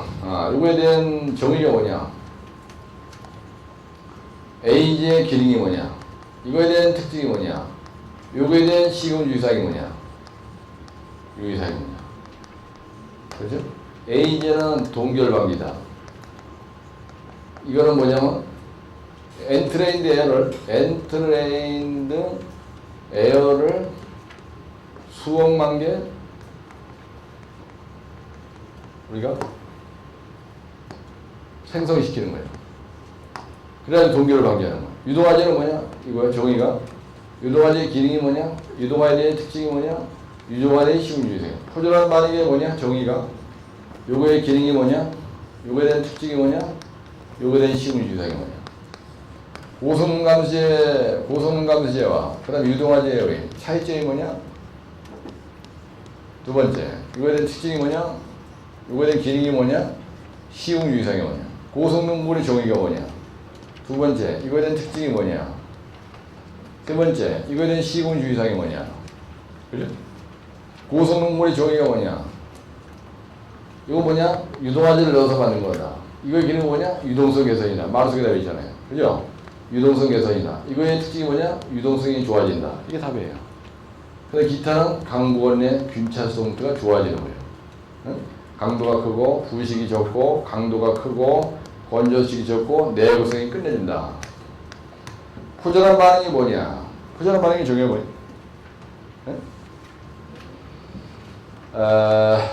수경성은 없어. 물에서 붙는 성질은 없는 거예요. 그죠? 수경성은 없으나 수산화 칼슘과 반응해서 뭐예요? 불용성을 만드는 그런 성질을 가지고 있는 놈을 우리가 뭐라 그래? 포졸한 반응이라고 한다. 포졸한 반응에는 종류가 무슨 반응이 있습니까? 종류가? 포졸한 반응의 종류가 있죠? 무슨 반응과 무슨 반응이 있어요? 네? 무슨 반응이 있죠? 실리카슘이 있고 또 하나 뭐가 있죠? 프레이시겠습니까? 대표적인 게. 예.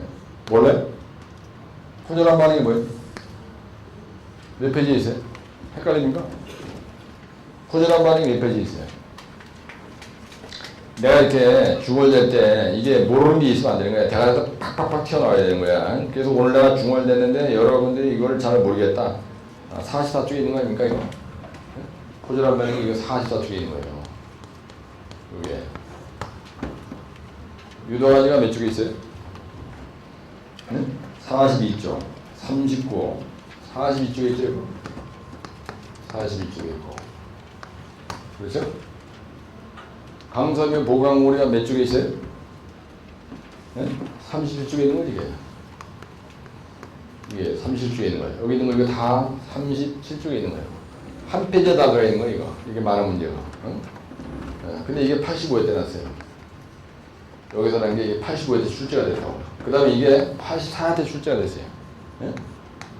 그러면 이런 거 났을 때, 그 간단한 거, 그 책에 있잖아요. 예, 그거만 탁 여기다 쓰고, 나머지는 제압해서 움직이다가 쓰면 답이라니까, 이게. 이거에 대한 특징과, 그 다음에 이거 사용할 때, 뭉칭 현상이 문제가 된다 했죠? 예? 예. 이 철자수 이렇게 생긴 거 막 뭉치면 안 되잖아. 예. 그 뭉침 현상이 문제가 되는 거야. 그래서 그런 게 어떻게 주의해야 된다. 이런 말들이 이제 거기 있었잖아요. A제가 몇 페이지에 있어요? 시사성 예산 문제에서 목차고 얘기하는 거 아니야? 39쪽에 있잖아요. 그죠? 근데 이거 몇 쪽에 있어요? 고성능 감수제와 유동화제의 차이점. 이거 몇 페이지에 있어요? 46쪽에 45쪽? 네, 45쪽에 있고. 고성문에 몇 쪽에 있어요? 46쪽에 있고요. 그 다음에 이거는 복합열화가 뭐예요, 여러분들? 복합열화가 뭐예요? 네, 열화가 뭐예요, 열화가? 이건 개소리고, 열화의 뜻이 뭐예요? 네? 염중알동에 염중알동황에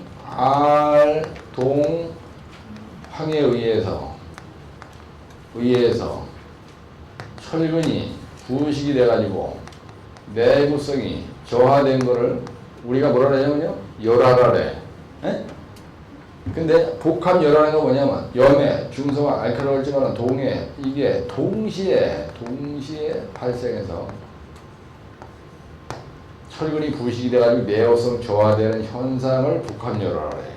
원래 열화의 뜻이 뭐냐면 내구성이 저하되는 걸 얘기하는 거예요. 근데 열화는 전부 다 복합 열화야, 단독 열화야? 단독 열화야, 복합 열화야? 복합 열화야. 에? 옹벽이 이렇게 있습니다. 방파제가 이렇게 있어. 옹벽이 하나 있어요. 여기 밖에 나가니까 전봇대가 하나 있는 거야. 전봇대도 열화의 영향을 받죠. 에? 근데 여기 탄산가스, 요거는 탄산가스가 묻고 염분이 와도 안 묻고 산성비가 와, 그럼 탄산가스가 묻는 거야. 겨울에 얼었다 녹았다, 이게 동해를 잇는 거예요. 예, 이게 방파제예요. 근데 여기 방파제라고 해서 요놈이 염분만 영향을 받느냐? 그렇지 않은 거예요. 그렇죠? 겨울에 얼어질 수도 있는 거, 황산염이, 바닷물 속에는 황산염이 많거든요. 그러니까 모든 열화는 복합열화야. 열화라는 게 뭐냐면요, 태화되는 걸 디티어리어레이션이라고 해요. 이거는 다 태화된다네. 디티어리어레이션, 티어리란 말은 떨어져 나간다는 뜻이거든요, 원래. 그래서 태화된다는 얘기예요. 성능이 태화되는 현상을 우리가 열화라고 해. 그래서 열화를 영어로 디티어리어레이션이라는 겁니다. 그래서 모든 열화는 염중활동항이 복합적으로 발생해서 일어나는 열화를 뭐라고 한다고요? 복합열화라고 한다. 따라서 연중활동항이 복합적으로 발생하는 열화를 복합열화라고 한다. 이게 정의라 이거야. 그럼 복합열화에 이게 좋은 거예요, 나쁜 거예요? 나쁜 거죠. 그럼 복합열화의 원인이 나와야 되겠죠. 복합열화의 원인이 뭐예요? 네? 연중활동항이냐.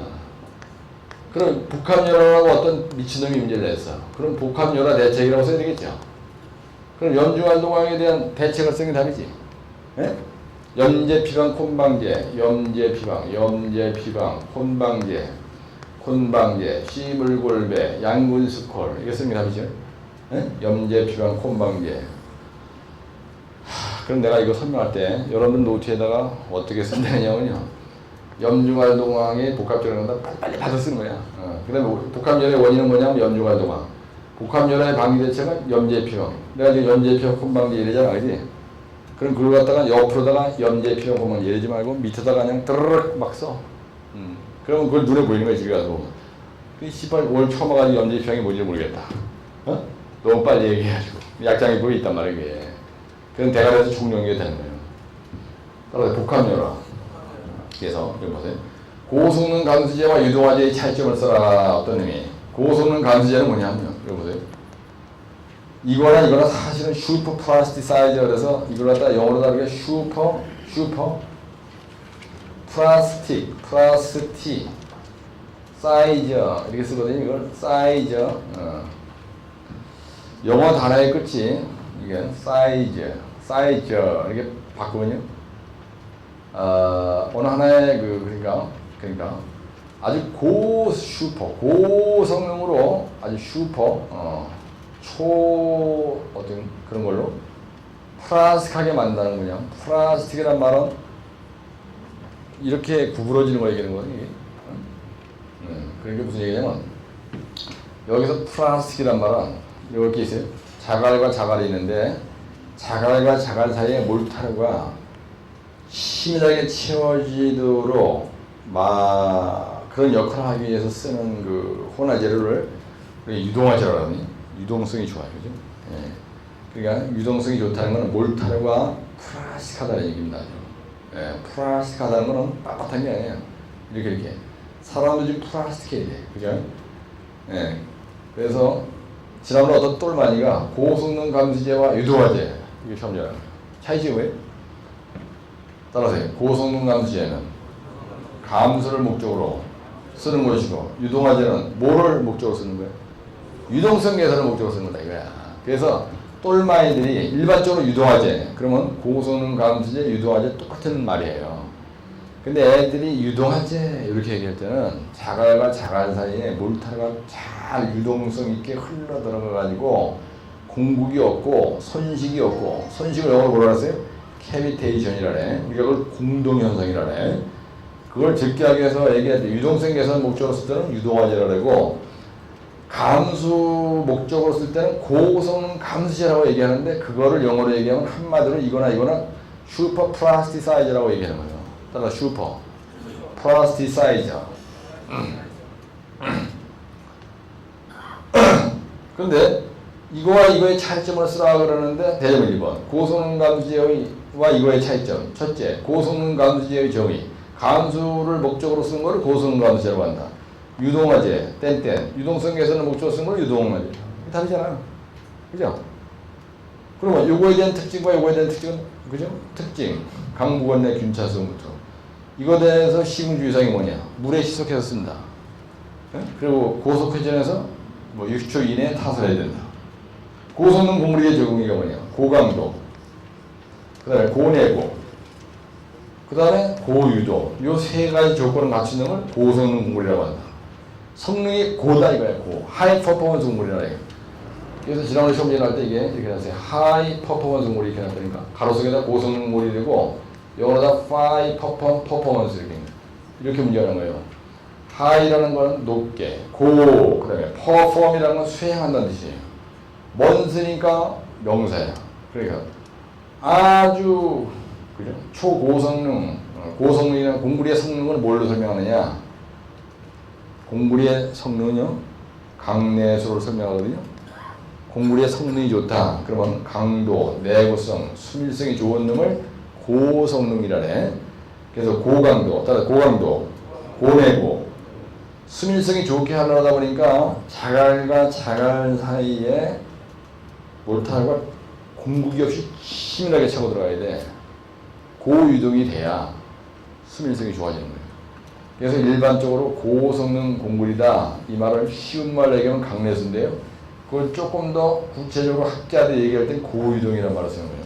그렇죠? 여러분 강도가 세다고 해서 내구성이 좋은 게 아닙니다. 그렇죠? 강도가 세다. 만약에 사람 유적이 있는데 몸무게가 80kg. 나 사실 59.5kg밖에 안 하거든요. 네? 근데 80은 엄청 세거든요, 지금.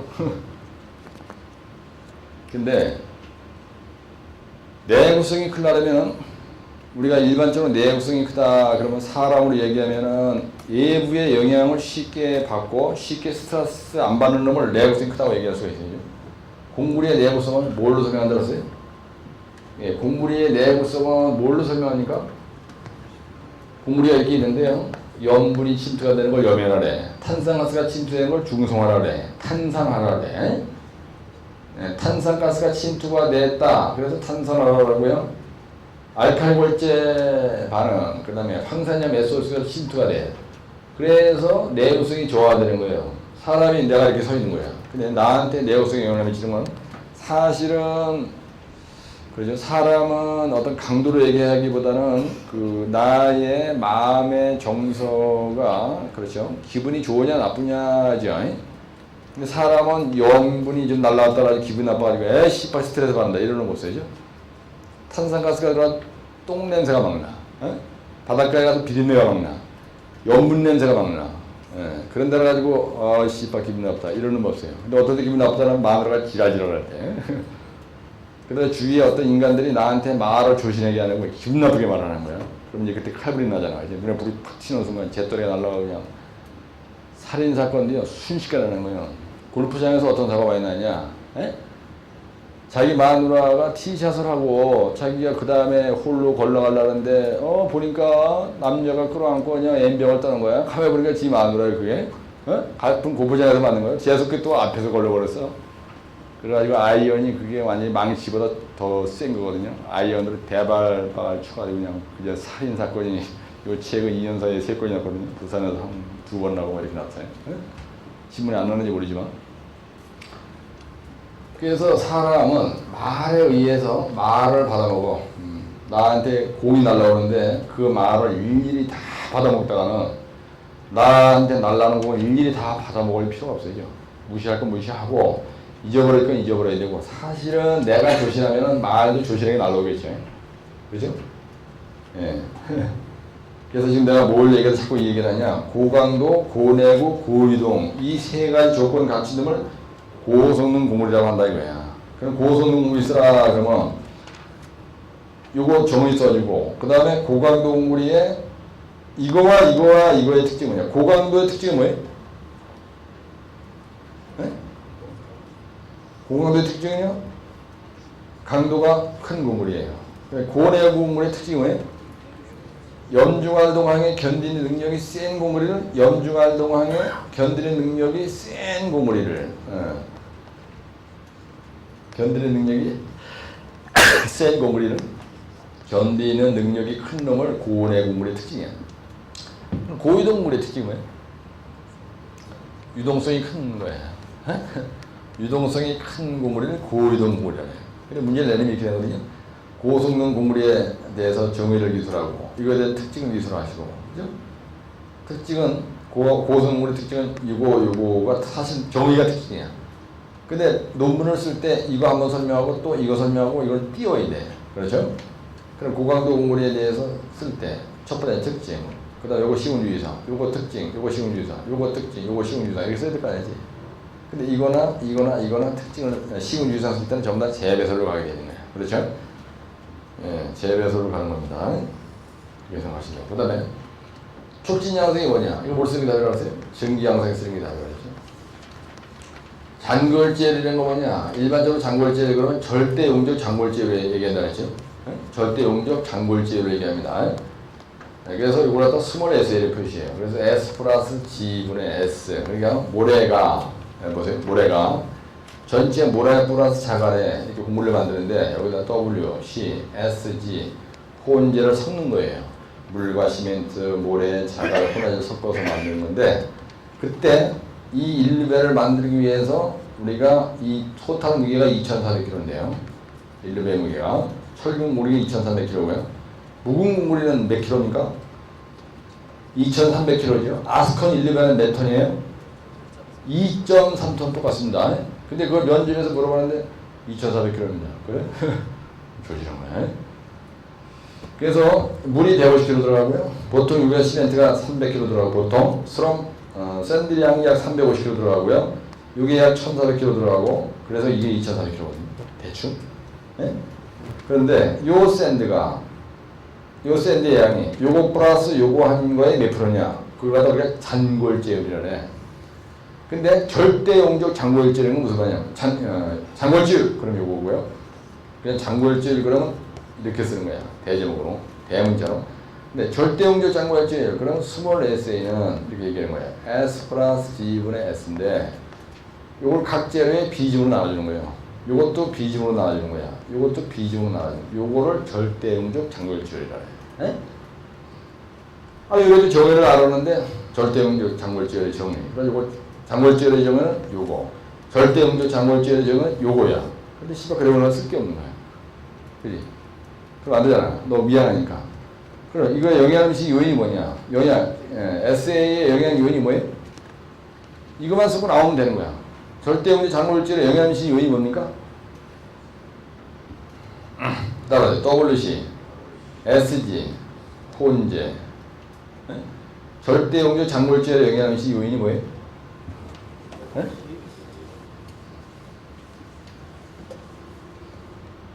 절대용적 잔골재율의 영양 요인이 뭡니까? 구, S, 공, 물, 잔, W, C, S, G, 혼재예요. 굵은 골재의 최대 지수죠. 이거는 스럼프죠. 그 다음에 공기량이죠. 그 다음에 이거는 물시멘트비죠. 그 다음에 이거 정글 때, 이거 단위 수량, 단위 시멘트량, 단위 모래량, 단위 자갈의 량, 혼의 재량이죠. 이걸 다 배합의 표시 방법이라고 하죠. 여기 절대형의 장골지열이 처음 열었습니다. 이거에 영향을 미치는 요인은 뭐냐면요. 부, S, 공물, WC, SG, 혼재가 다 영향을 미쳐요. 그렇죠? 왜 그러냐면요. 여기 350kg 들어가는 건 이유가 있어요. 이게 이만큼 들어간 대신에 이게 영향을 받아요. 이게 많아지면요. 장골지열이 커지면 이게 커져요. 그 다음에 이게 커지는 거예요. 그 다음에 여기가 커지는 거예요. 상대적으로 이게 작아지고요. 네? 그 다음에 요 양이 적어져요. 예. 모래 양이 많다는 거는 물을 무지하게 많이 흡수하는 거예요. 예? 근데 요게 커지면 내가 얘기한 것처럼 요게 커지고 작아지고 이런 지랄은 안 하죠. 예? 그냥 SA에 영향을 미치는 요인. 그래가지고 1. 굶어지지 2. 수렁보 3. 공기량 4. 물시멘트비 5. 장골지열 쓰는지 안 쓰는지 이게 답이라고요. 예? 어떤 똘마니가 스럼프가 점령하세요. 스럼프에 영향을 미치는 요인을 쓰시 이렇게 놨어. 그럼 이 옆에 있는 놈이 다 영향을 미치는 거예요. 점령에서 어떤 미치는 놈이 물시멘트에 영향을 미치는 요인을 기술하시오. 그러면요. 부비엑스 공장 WC SG 혼재가 물시멘트에 영향을 미쳐요. 왜 그래? 여기 있는 거를 섞어서 만든 게 이 공구리 덩어리잖아. 영향을 미치잖아. 이해하시죠? 근데 정의를 몰라 이거를. 정의를 몰라. 그러면 조지는 거야. 그죠? 이렇게 쉽게 얘기하면은 만약에 예를 들어서 절대용도 장골지열이 점재났다. 장골지열이 점재났다. 그럼 정의. 영향을 미치는 요인은 VX 공물자 WCS 존재다. 여러분들이 막 그냥 약자로 써놨어. 오늘 처음 와서 뭔지 모르지만. 그죠? 그렇게만 쓰면 합격하는 시간. 피로파기야, 피로강도. 피로파기야? 피로강도가 뭐냐? 나도 모르겠네, 이거. 이 몇 페이지 있어요? 네? 피로파기야, 피로강도 몇 페이지 있어요? 응? 네, 17쪽에 있어요. 이거 몰라. 그러면 피로파기의 정의. 피로에 의해서 파괴된 걸 피로파괴라고 한다. 맞아요? 피로파괴의 정의. 그 다음에 두 번째, 피로강도의 정의. 한번 불러보시네, 누가? 아는 거? 피로파괴의 정의가 뭐예요? 네? 네? 정적 하중보다 적은 예, 동적 반복 하중에 의해서 파괴되는 것을 피로 파괴라는 거예요. 근데 피로 강도의 정의가 뭡니까? 예? 피로 강도를 정의가 뭐예요? 무한 반복 응력 사이클에 견딜 수 있는 뭐예요? 예, 견디는 최대 능력이에요. 최대 응력? 응력을 뭐라 한다고요? 피로강도라는 거예요. 무한, 그러니까 여기 이렇게 철판이 하나 있는 거야. 근데 여기다가 200만 회의 동쪽 반복하중, 차가 동쪽 반복하중 계속 200만 회. 여기서 얘기하는 200만 회 얘기하는 거예요. 그러니까 반복 응력 사이클, 동적 반복 응력 사이클을 견디는 반복 응력 사이클을 견디는 최대 응력. 같이 한번 따라하시죠. 반복되는 응력 사이클에 견디는 최대 응력. 반복되는 응력 사이클을 견딜 수 있는 최대 응력을 피로강도라고 하고, 이때 반복되는 응력 사이클의 수를 뭐라 해요? 응력 사이클의 수를 무슨 수명이라 해? 피로 수명이라는 거예요. 어? 네? 피로 수명이라 이거예요. 그래서 피로 파괴라는 건 뭐냐면, 피로 파괴라는 건 뭐냐면 정적 하중보다 적은 동적 반복 하중에 의해서 파괴되는 것, 동적 반복 하중에 의해서 파괴되는 것을 피로 파괴. 이 앞에 거는 나중에 오시고요. 노트에 해놓고 동적 반복 하중. 영종대기가 있는 거예요. 근데 그 외에 데크스라고가 있어. 근데 자동차가 계속 왔다 갔다 하는 거예요. 예. 그 정하중이 아니야. 동적인 하중이에요. 동적 반복 하중에 의해서 파괴되는 걸 피로 파괴를 해요. 근데 여기서 정적 하중보다 적다. 이 얘기 무슨 말이냐? 트레일러가 뺑 해고 지나가. 근데 그 동적 반복 하중이 트레일러가 아니고, 그죠? 그보다 적은 정적 하중보다 작은 동적 반복 하중에 의해서 갑자기 부재가 파괴되는 걸 피로 파괴라는 거예요. 사람은 피로사 갑자기 되져버린 거예요. 골프 라운딩 갔다가 갑자기 심장머리 되져버려요. 이걸 갖다가 피로 파괴라는 거예요. 예, 그래서 동적 반복 하중에 의해서 부재가 갑자기 파괴되는 걸 피로 파괴라고 한다. 그 다음에 피로 강도는 건 뭐냐? 무한 응력 사이클에 반복되는 응력 사이클이 이게 반복되는 응력 사이클에 견디는 최대 응력. 반복되는 응력 사이클에 견딜 수 있는 최대 응력을 피로 강도라고 한다. 강도. 그렇죠? 요면하는 건 뭐냐? 염분이 침투가 돼가지고요. 우리가 철근이 부식되는 걸 염해라래. 중성화라는 건 뭐냐면요? 탄산가스가 침투해서 뭐가 어떻게 된다고요? 철근이 부식이 되는 거예요. 예. 이걸 갖다가 우리가 중성화를 해요. 요거는요, 알칼리 골재 반응이란 뭐냐면, 반응성 골재로 인해서 우리가 철근이 부식되는 걸 알칼리 골재 반응이라고 해요. 맞죠? 예? 따라하세요. 염분이 침투해서 철근이 부식이 되는 거예요. 탄산가스가 침투해서 철근이 부식이 되는 거예요. 반응성 골재가 철근을 부식시키는 거예요. 반응성 골재가 철근을 부식시키는 거예요. 황산염에 의한 침식이라는 거 뭐냐? 황산염에 의한 침식 첨예라거든요. 이거는 SO3 황산염이 침투가 돼서 철근이 부식이 되는 걸 우리가 뭐라냐면 황산염에 의한 침식이다 이렇게 얘기해요. 철근이 부식이 되면 염해, 그 다음에 중성화, 그 다음에 알칼리 골재 반응, 그 다음에 황산염이 침투가 돼. 그래서 철근이 부식이 되면요, 시멘트가 알칼리성을 상실해요. 그렇죠? 네? 알칼리성이 없어져. 시멘트에 있는 알칼리 성분 때문에 그죠? 철근이 안 썩는 거예요. 그래서 염중알동황이 생기면은 이거에 의해서 한마디로 요거 시멘트 중에 알칼리가 상실이 되는 거예요.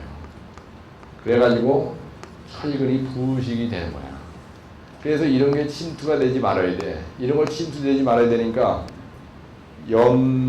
제염제, 철근의 피복을 에포시코티, 콩고르대 표면 피복을 뒤집으시고 물시멘트를 작게 하고, 염제, 피방, 콤방제, 씨물골배, 양균 스크를 하는 거예요. 그래야 이게 침투가 못 돼. 이건 외부에서 침투하는 거예요. 그죠? 따라 염중활동화. 이건 외부에서 적이 침투하는 거니까 어테크. 그래서 이걸 얘기할 때 설페이트 어테크란 말을 써. 황산염에 의한 침식을 얘기할 때 애들이 설페이트 어테크란 말을 쓴다고요. 설페이트라는 게 황산염이야. 그래서 이렇게 돼 있으면은 탄산가스가 침투가 돼. 그 다음에 SO3가 침투가 돼. 그 다음에 Cl-이온, 염분이 침투가 되는 거야, 이게. 염분이. 그 다음에 이거는 황산염이 침투가 돼. 이건 탄산가스가 침투가 되는 거예요. 근데 이 안에 알칼리 반응성 골재를 썼어. 이거는 알칼리 반응성 골재는 알칼리 실리칼리 리액션이라는 거예요. 그래서 시멘트 중에 알칼리와 그 다음에 이 골재에 있는 실리카가 같이 만나. 그래서 화학 반응을 일으키면요, 철근이 부식이 되는 거예요. 이 탄산염, 실리카가 들어가면 조지는 거예요, 이게. 여기 알칼리, 원래 공구리가 안 썩는 이유가 있어요. 요 안에 몰탈에 들어가 있는 시멘트가 강한 알칼리성이야. pH가 얼마냐? 12.5 이상의 아주 강한 알칼리성이야. 이 알칼리 성분 때문에 철근이 안 썩게 되는 거야. 공구리가 안 썩게 되는 거예요. 근데 이런 놈이 들어가. 그래가지고 알칼리성을 다 분해시켜버려가지고 없애버리는 거예요. 조지는 거야. 그래서 여기다가 이렇게, 그죠? 피복 두께도 막 12전 이상하고, 철근도 막 에포시 코팅을 해서 쓰고, 이 표면에도 막 철판 대고, 막 고무판 갖다 대고, 플라스틱 갖다 뒤집어 씌우고, 우리가 철근을 이렇게 장내 이어될 목적으로 철근을 이렇게 노출시키는 경우가 있어요, 이렇게. 그렇죠? 이럴 때 여기다가 몰타를 갖다 쳐바르는 거야. 그건 몰타를 쳐바른다는 얘기는 시멘트 중에 있는 알칼리 성분이 뒤집어 씌우기 때문에 탄산가스가 침투가 되더라도 빨리 안 썩어. 요즘엔 그렇게 안 하고 여기다가 플라스틱 마개를 갖다 뒤집어 씌우잖아. 그지? 요 플라스틱 마개가 콩물의 표면 피복을 일시적으로 해주는 거예요. 철근의 표면 피복을. 에? 무슨 이해하시죠? 여러분들이 내가 얘기하는 요 아주 심플한 원리를 이해가 되면은 금방 이게 접근할 수가 있는 거예요. 정의가 아주 중요합니다. 그 다음에 적산 온도가 뭐냐? 적산 온도가 뭐예요? 온도와 곱하기 재령의 함수죠. 이거 되지. 내구성 지수라는 거 뭐냐? 300회 동결 중에 반복 시험에 의해서 얻어지는 지수인데, 동결 중에 시험에 의해서 얻어지는 지수야, 내구성 지수는. 그렇죠? 이건 동의하고 관련이 있는 거예요. 얻어지는 지수인데, 이거는요, 내구성 지수는 곡물이 구조물의 내구성을 판단, 동해에 의한 내구성을 판단하는 지수가 된다. 이게 답이죠. 맞아요? 이게 내구성에 영향을 미치는 요인이 뭡니까? 주로 내구성에 영향을 미치는 요인이 뭐예요? 물 시멘트비가 공기량으로 설명이 되죠. 그 다음에 양생 방법이 이게 설명이 되죠. 그죠? 물 시멘트비가 크면 어떻게 돼요? 여러분 공부 많이 한 거 아니야. 물 시멘트비 그럼 내구성 지수가 커져야 작아져요. 작아지는 거예요. 물이 많으면은 온다니까. 곡물에 물이 없어. 가끔씩 물이 적어야 돼요. 이 물을 적으면서, 그죠? 곡물이가 되게 하기 위해서, 그래서 여기서 혼화제에서 이런 걸 쓴 거예요. 이런 걸 쓰는 게 다 그래서 이런 거를. 그 다음에 만약에 어떤 똘마니가 철근의 표준 갈고리 이렇게 나서, 표준 갈고리 이거 골치 아파. 몇 페이지에 있어 이거? 이 적산한도가 몇 페이지에 있습니까? 네? 적산한도가 몇 페이지에 있어요? 이동하실 때 몇 페이지에 있어요? 중성화가 몇 페이지에 있죠? 중성화, 염해, 중성화, 그 다음에 알칼리 골재 반응, 그 다음에 슬리펌, 그 다음에 SCF, 그죠? 이거 먼저 이거 설명 안 했네? 네. 여기에서, 그죠? 슬리펌, 정의. 요거에 대한 시공법, 정의되는 시공법, 요거에 대한 시공법, 그 다음 요거에 대한 특징, 그 다음 이거에 대한 특징, 그 다음 이거에 대한 적용성, 또 요거에 대한 적용성, 그죠? 네, 적용성이 뭐냐? 슬리펌이나 고교각이나 적용성은 고교각에 쓰는 거다. 사이드를 쓴다. 워터타워 곡물의 타설을 쓴다. 그죠? 고교각, 그리고 또 연맥이 주고 높은 교각의 곡물을 타설하고자 한다. 이게 답이에요. 요 슬리펌이라는 건 뭐야? 이 슬리펌이라는 건 뭐야? SCF의 시공법은 뭐예요? 네? 요거는요, 24시간 연속해서 시공이 가능한 공법인데, 일의 상승 높이가 보통 몇 미터예요? 0.5m에서 1m 정도 된다. 이게 시공법 계열이죠. 그 다음에 이거에 대한 특징은 뭐냐? 고교각의 시공이 가능하다. 그 다음에 시공 이음이 없다. 그 다음에 연속 시공이 가능하다. 그러니까 품질 관리가 용이하다. 그래서 이거나 특징이 똑같아요. 네? 요거나 특징이 똑같다니까. 요거하고 똑같아, 특징이. 그림도요. 똑같아. 네. 요거 셀프 클라이머. 한번 그리는 거 여기다 슬리퍼. 요거 또 한 번 그리고 여기다 셀프 클라이머. 그럼 그게 그거라고요. 특징이 똑같다니까. 그 다음에 시공이 뭐냐? 종이가 뭐냐? 1일 시공 마무리 지점에 드는 거지, 그거. 그죠? 1일 시공 마무리 지점에 두는 거, 이음은 우리가 시공 이음이라고 한다. 신축 이음이란 건 뭐냐면요. 신축을 원활하게 하기 위해서, 신축의 원활을 도모하기 위해서 하는 이음이다. 균열 유발 줄이는 게 뭐냐? 균열을 유발하기 위해서 만든 줄로는 균열 유발 줄이라고 한다. 이게 답이잖아요. 그 다음에 이거에 대한 세 개에 대한 그림만 그리면 되는 거 아니야. 그 다음에 이거의 기능이 뭐냐. 그 다음에 이거의 기능이 뭐냐. 이거에 대한 기능이 뭐냐. 이거에 대한 기능은 마이크로 크랙 방지. 요거의 기능은 그냥 건조 수축 균열 방지. 요 시공이용은 기능이 뭐냐? 그죠? 일부러 주지 않죠? 신축 이미지가 이 시공 이미지가 되도록 해야 된다. 그다음 이거에 대한 시공법이 뭐냐? 동판되고 수치로불 된다. 뭐 어쩐다. 균열 발주는 연기를 내가지고 균열을 유발시켜서 하는 거다. 이 그림 쳐다보고 갖다 쓰는 게 다르잖아요. 그렇죠? 예? 그래서 그 다음에 철근의 표준 갈고리 뭐냐? 90도 갈고리, 135도 갈고리, 몇 도 갈고리 있어요?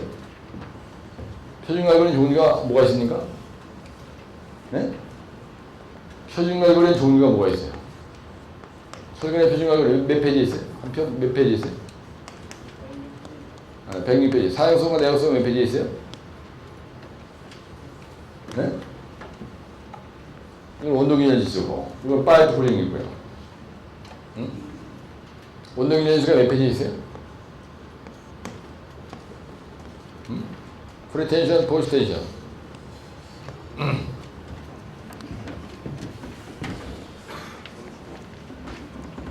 어이구. 시소성 여성 문제에서 목차 보면은 몇 페이지 있습니까? 실리폼이 92쪽에 있었죠? 이게 페이지 92. 이게 페이지 94. 시공이음과 신축이음이 몇 페이지 있어요? 40, 맞나요? 네, 95, 97, 이게 95, 이게 97, 그 다음에 이거는 99페이지 있고, 그래요? 그 다음에 적산호는 몇 페이지 있어요? 적산도는 136페이지 있고요. 그러죠? 이거 136페이지. 내역성 기술은 내 책에 없고, 철근의 표준 갈고리는 106페이지 있고, 사용성과 내역성은 몇 페이지 있어요? 네. 네, 그거는 117페이지 있죠? 이거는 요거 117페이지인 거예요. 온도균열 지수는 몇 페이지 있어요? 그 뒤에 있죠? 네, 131쪽에 있죠? 그래, 파이프 쿨링은 몇 페이지 있어요? 136쪽. 네? 상가에요? 네, 근데 프리텐션과 포스텐션은 몇 페이지 있어요? 네? 149쪽에 있죠? PSG 돌아서 몇 쪽에 있어요? 이거는? 응? 142페이지. 예, 142쪽. 이렇게 있다고요. 그죠? 그러면 철근의 표준 갈고리는 몇 도가 있어요? 90도 갈고리, 135도 갈고리, 또 뭐가 있어요? 기억이 안 납니까? 네? 갈고리 종류는 몇 가지가 있어요? 네? 몰라요? 나도 모르는데? 응? 반원형 갈고리. 또 뭐가 있어요? 네, 90도 갈고리가 있고요. 근데 반원형 갈고리가 있고요. 135도 갈고리가 있으니까, 네. 90도 갈고리, 근데 반원형 갈고리, 근데 135도 갈고리 이렇게 있잖아요. 생겨본 모양새가. 이 그림만 3개 외우면 되는 거예요, 그냥. 이 갈고리를 하나의 목적이 뭐예요? 네, 정착을 하기 위해서 쓰는 거고요. 두 번째는요, 종류가 있어요. 이 종류에 대한 그림 3개만 그리면 되는 거예요. 3dB, 4dB, 5dB, 6dB, 12dB, 6dB. 무슨 말인지 알죠? 네?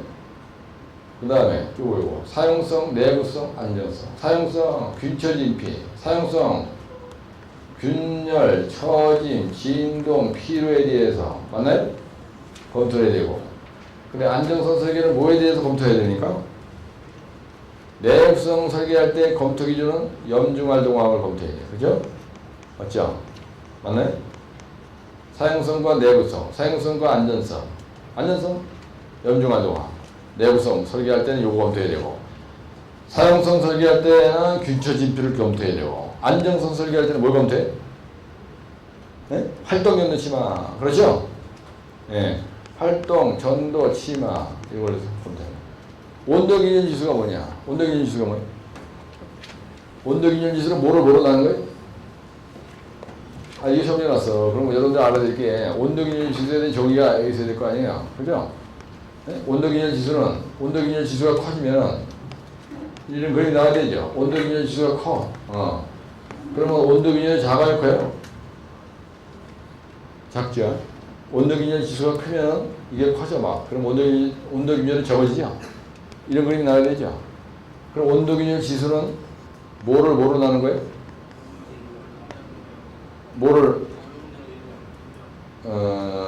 인양강도를 온도균열로 나는 거죠. 이게 뭐보다 커야 돼? 아니라는 예, 이게 1.5보다 커야 되죠. 그래 이렇게 하기 위해서 그럼 이게 낫다. 온도균열 지수의 정의. 그럼 온도균열에 대한 온도균열 방대책이 써야 되겠죠. 여러분 온도균열 방대책이 뭐예요? 이런 게 처음 내놨어요. 그러면 온도균열 지수에 대한 설명을 해주고 정의. 두 번째 온도균열이 1.5가 돼야 안 일어난다 그랬잖아요. 그러면 온도균열 방대책은 온도균열 지수가 1.5보다 크게 만드는 거지, 그치? 이게 답이 뭐예요? 단저, 일구타, 프리파이프가 답이지, 그치? 약자기 보고 외운 거 아니야. 그죠? 그럼 프리프린 파이프는 어차피 외운 거 써주면 되는 거야. 이게 뭐죠? 단위 시멘트량을 작게 해야 돼. 저발열 시멘트를 써야 돼요. 이게 뭐야? 1리프트의 타설 높이를 1.5m 이하로 해야 되는 거야. 단저 1m 프리파이프야. 그럼 이게 온도균열 지수가 시험 내놨어. 그럼 온도균열이 용어해놨어요. 그럼 답이 똑같은 거예요. 그렇죠? 네? 용어야 용어. 그럼 여러분들은 한 페이지만 쓰면 돼. 그러면 단저 1구타 프리파이프. 이건 모르는 사람이 없어. 어차피 프리파이프는 그림만 그릴 줄 알면 되고 저발열 시멘트 종류 8가지 갖다 쓸 줄 알면 되는 거고 이 그림을 0.5m 크게 그리고 온도균열 지수를 갖다 세 줄을 딱 써주고 그럼 한 페이지는 금방 되는 거야. 네? 그 다음에 이게 낫어. 이게 낫어. 똑같은 말이에요. 그러죠? 여러분들 파이프 쿨링이 1교시 용어에 60회차 나왔었어요. 나더라도 어차피 이 얘기는 똑같이 해줘야 되는 거예요. 이 얘기는. 그 다음에 프리텐션과 포지텐션이 나왔어. 1교시 용어에. PS 그라프가 나왔어. 이거는 설물, 유팽, 혼도긴주예요. 설물, 유팽, 혼도긴주를 쓴 게 답이에요. 혼도긴주야. 그럼 이 말만 늘어나도 하나, 둘, 셋, 넷, 다섯, 여섯, 일곱, 여덟 줄이야. 거기다 그림 하나 딱 그리면은 0.5페이지도 그리면 대한번에 이거는 1교시용으로 쓴 답이 되는 거예요. 프리텐션이 뭐냐? 이거에 대한 개념. 그다음에 이거에 대한 개념. 그 다음에 이거에 대해서 시공 순서와 시공 주의사항. 요거의 시공 순서와 시공. 그다음에 그림 하나 그리고 요거 시공 순서, 요거 개념, 그다음에 요거에 대한 시공 순서, 요거에 대한 시공 순서 써주면 이거 용어에 나더라도 한 페이지는 금방 된다고. 그렇죠? 네? 근데 이거 할 때 그림이 하나씩 있어요. 그죠? 네? 이 그림을 알면은 이거에 대한 답을 쓸 때 프리텐션의 개념, 그런 시공 순서와 시공 주의사항. 요것도 개념. 시공 순서와 시공 주의사항. 요거 시공 순서만 알면은 나머지 쓰는 건 일도 아니라고. 네? 넣으신 거예요? 그러니까 오늘은 제가 여러분을 용어 위주로 해서 있잖아요. 용어 위주로 해서 도로 한 터널까지 나머지 1시간 반 동안에 지금 내가 콘크리트가 지랄하게만 찍혔어요. 그치? 예? 근데 해버리니까 별거 아니죠. 예? 예, 콘크리트가요. 이게 해보면 별거 아니에요.